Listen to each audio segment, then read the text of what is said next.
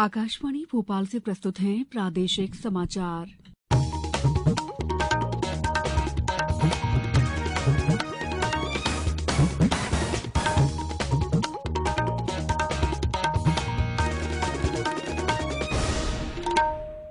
नमस्कार, समाचारों के साथ मैं दीपा सिंह।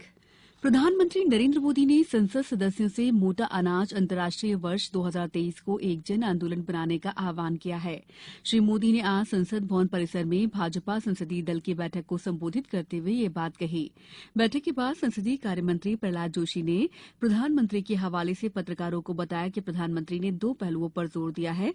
पहला, मोटे अनाज के माध्यम से चल रहे पोषण अभियान का प्रचार और दूसरा, मोटे अनाज से बने खाद्य पदार्थों को लेकर जागरूकता फैलाना, जिससे G20 की बैठकों और कार्यक्रमों में शामिल प्रतिनिधि इसके महत्व को समझ सकें। प्रधानमंत्री ने खिलाड़ियों के आहार में मोटे अनाज को शामिल करने की आवश्यकता पर बल दिया। G20 शेरपा अमिताभ कांत ने कहा है कि भारत की G20 अध्यक्षता का उद्देश्य समग्र, उत्साहवर्धक, निर्णायक और कार्योन्मुख होगा। उन्होंने कहा कि भारत की अध्यक्षता का लक्ष्य एक विश्व, एक परिवार, एक भविष्य है। श्री कांत ने नवंबर 2022 के मन की बात पुस्तिका में लिखे अपने एक लेख में ये टिप्पणी की। इस लेख का विषय है भारत और G20 का आगे का लक्ष्य। उन्होंने कहा कि G20 संगठन की अध्यक्षता सम्मान और बड़ी जिम्मेदारी का पद है। श्री कांत ने कहा कि अब पांचवी सबसे बड़ी अर्थव्यवस्था और अंतर्राष्ट्रीय समुदाय में एक अग्रणी नैतिक शक्ति ने G20 की अध्यक्षता संभाल ली है। उन्होंने कहा कि भारत सहयोग बढ़ाने के लिए विकसित और विकासशील देशों के बीच एक सेतु के रूप में उभरेगा। मुख्यमंत्री शिवराज सिंह चौहान आज शाम भोपाल के लाल परेड मैदान में आयोजित 7 दिवसीय अंतर्राष्ट्रीय वन मेले का शुभारंभ करेंगे। इस बार वन मेले में 300 विक्रय स्टॉल स्थापित किए जा रहे हैं। हर्बल उत्पादों, विशेषकर कच्चे माल से लेकर प्रसंस्कृत उत्पादों और इससे संबंधित तकनीक का प्रदर्शन किया जाएगा। मेले में 100 से अधिक आयुर्वेदिक डॉक्टरों, वैद्यों द्वारा निःशुल्क चिकित्सीय परामर्श दिया जाएगा। मेले में लघु वनोपज से आत्मनिर्भरता थीम पर आधारित 2 दिवसीय कार्यशाला भी होगी। कार्यशाला में भूटान, नेपाल, फिलीपींस के विशेषज्ञों के साथ मध्य प्रदेश और अन्य राज्यों के विषय विशेषज्ञ भी अपने विचार रखेंगे। National automated fingerprint identification system का बखूबी प्रयोग करने में आगरमालवा देश का प्रथम जिला है।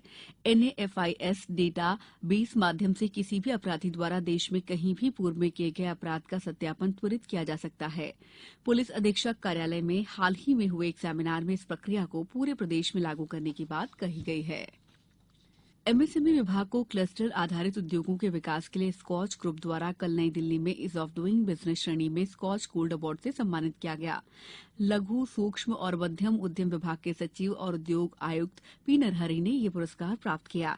श्री नरहरि ने बताया कि राज्य में MSME को पिछले 1.5 साल से क्लस्टर आधारित विकास के दृष्टिकोण से प्रोत्साहित किया जा रहा है।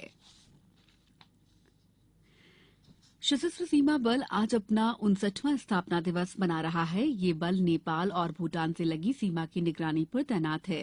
ये 5 केंद्रीय सशस्त्र पुलिस बलों में से एक है और गृह मंत्रालय की देखरेख में कार्य करता है। अब कुछ समाचार संक्षेप में। शहडोल जिले में समर्थन मूल्य पर अब तक लगभग 5 लाख क्विंटल धान की खरीदी हो चुकी है। अब तक 7,881 किसानों ने अपनी फसल बेची है। शिवपुरी में आत्मनिर्भर मध्यप्रदेश के निर्माण के अंतर्गत जिला रोजगार कार्यालय द्वारा 21 दिसंबर को शासकीय ITI शिवपुरी में प्लेसमेंट ड्राइव का आयोजन किया जाएगा। बैतूल में जियोमेस का शुभारंभ कल पुलिस उप महानिरीक्षक नर्मदापुरम रेंज जगत सिंह राजपूत ने पुलिस अधीक्षक कार्यालय बैतूल में किया। रीवा में कोहरे के कारण आज एक यात्री बस और स्कूल पिकअप वाहन की भिड़ंत में एक छात्रा की मौत हो गई और दर्जन भर से ज्यादा लोग घायल हो गए। इस बुलेटिन में इतना ही। नमस्कार।